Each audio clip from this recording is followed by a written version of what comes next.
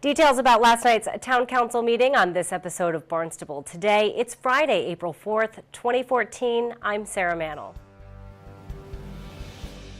Town Council voted against a petition that called for the town's withdrawal from the Cape Cod Commission.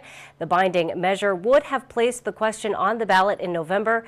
Barnstable resident Ron Beatty urged the council to support the petition prior to the vote. As a rationale, such a proposed petition to the Barnstable Town Council is solidly grounded upon the First Amendment to the United States Constitution and, quote, the right of the people to petition the government for a redress of grievances, unquote.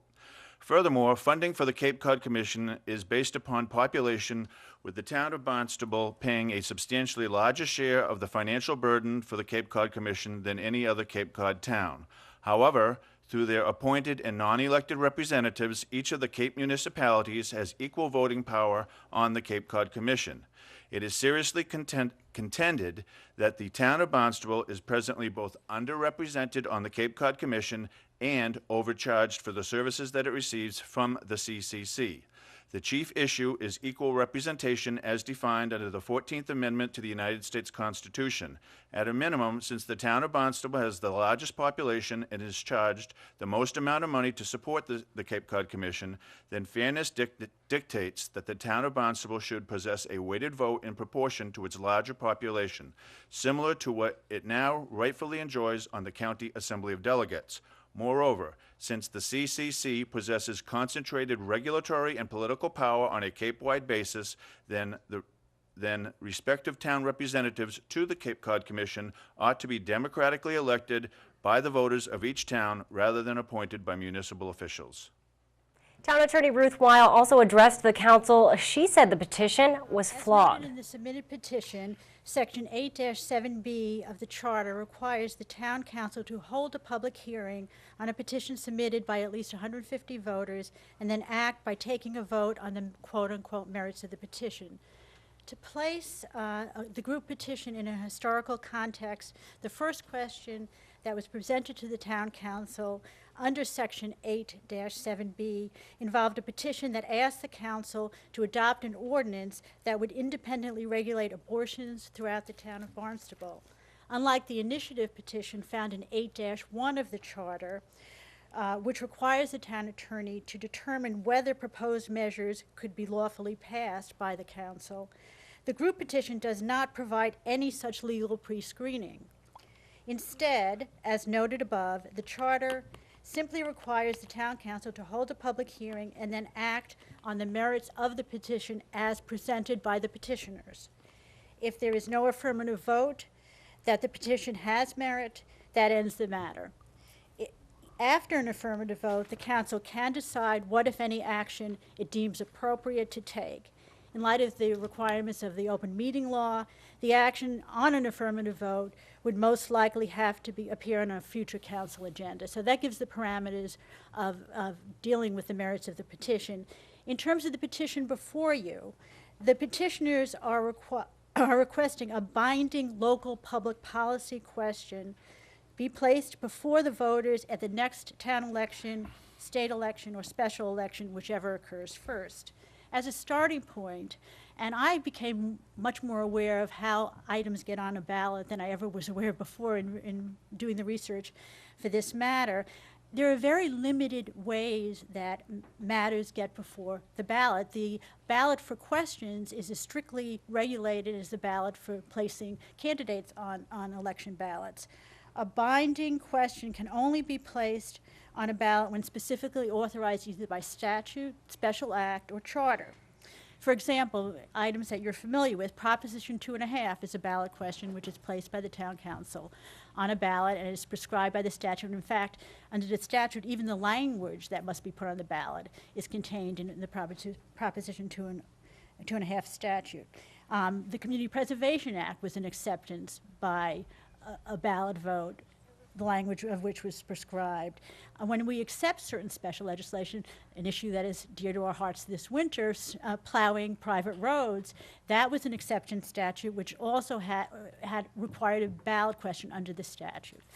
There are no state statutes that apply to the matter before the council in this petition. So our next step is to look at the charter.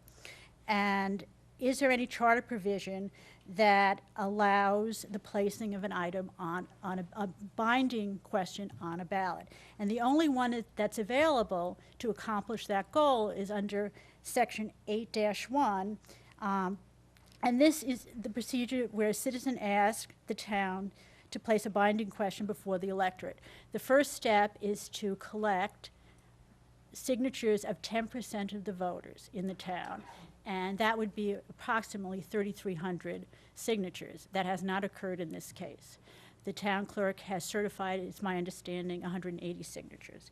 So for a binding question, that doesn't meet the initial threshold. Even beyond that, if there were the requisite number of signatures, the next step is to refer the matter to the town attorney, as I alluded to before. And the town attorney has to determine whether it meets the criteria for an initiative petition.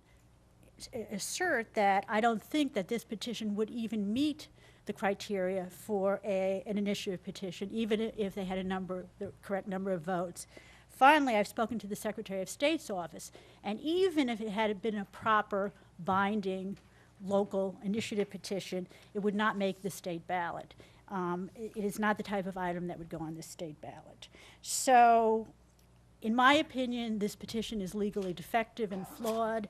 And to recap, after you hear testimony at the public hearing, the council has to vote on the merits of the petition that is before you. After a lengthy public comment period, councilors ultimately voted unanimously against the petition. The capital budget for FY15 took up much of last night's town council meeting. Presentations and public hearings began with the Water Supply Enterprise Fund, Water Pollution Control Enterprise Fund, Solid Waste Enterprise Fund, and the schools. Each of the items were debated thoroughly. Superintendent of Schools, Dr. Mary Schakowsky, spoke about funding requests for the school system. As I indicated, we have a total of 8 projects, and I'd like to first talk about our first project, which is the Barnstable Early Learning Center. The scope of this project, it's our first priority for a proposed Barnstable Early Learning Center, which is the first phase of a 3-year plan to address space needs in our pre-K to 3 programs. This request will fund the construction of a 7,500 square foot 6-classroom preschool center located at the Hyannis West campus. Barnstable Public Schools has closed 5 schools over the last 10 years. The reduction in schools, a result of declining enrollment, has resulted in overcrowding and students being educated in inappropriate spaces in our elementary schools. Currently, 3 of our elementary schools, BWB, Centerville, and Hyannis West, house 5 portable trailers, some of which have been in place for over 40 years. Classroom instruction, including technology and special education, is taking place in these inadequate spaces with mold, poor ventilation, and leaking windows. We are grateful to the Town Council last year for appropriating $125,000 from the Capital Trust Fund to remove these portable trailers and conduct an alternate space assessment study. Over the last 3 years, we have seen an upsurge in our elementary enrollment in spaces that are already on stages and in locker rooms, thus necessitating an additional classroom at both West Villages and next year the additional space for 2 classrooms at Centerville Elementary School. So why do we need a new early learning center? First and foremost, our integrated preschool program is not a nice-to-have program. It's mandated as we are required to provide educational services beginning at 2.9 years of age to kindergarten for identified students with disabilities. Increased needs for our students with disabilities, as well as the changing demographics of our students, continues to be a priority in the district. The current space is inadequate. A child and parent's first introduction to the Barnstable Public Schools. There is no quiet place for testing, no space for children who have motor development concerns, and we want to attract young families to Barnstable. And we are positioning the district for next year as well as future years to come to Barnstable, including the potential of a universal preschool. Ultimately, the measure did pass with 9 councilors voting in favor of the school system's capital improvement plan. Councilors Cushing and Norman voted against the plan, and Town Council Vice President Ann Kennedy abstained. All other items presented to Town Council were approved as well. Town Council will continue working on the fiscal 15 capital improvement plan at its next meeting April 17th. Be sure to tune in to our hour-long news program, Barnstable This Morning, weekdays at 7 a.m. On Monday's show, we'll catch up with Town Manager Tom Lynch, Superintendent of Schools Dr. Mary Schakowsky, and we'll have all the news and information you need. For Barnstable Today, I'm Sarah Mannel.